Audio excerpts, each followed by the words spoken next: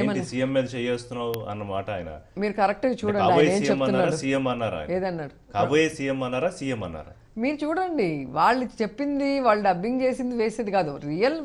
మీకు lip movement చూస్తే తెలుస్తుంది కదా, మీరు యాంకర్ కాబట్టి ఏం మాట్లాడితే ఏ విధంగా పెదాలు కదలిక ఉంటుంది. రెండోది, నేను అదే చెప్పాను, 7 సంవత్సరాలుగా పార్టీని నడిపిస్తున్న జగన్మోహన్ రెడ్డి గారికి ఎప్పుడు లేని ఇది ఓన్లీ 2 ఇన్సిడెంట్స్. ఒక వైజాగ్ ఎయిర్పోర్ట్ ఇన్సిడెంట్స్, మొన్న నందిగామ. ఎప్పుడు లేని ఇదంటే ఎప్పుడు లేని మైలేజ్ ఎప్పుడు కూడా ఆయన అధికారులు కూడా అన్నానే అంటారు.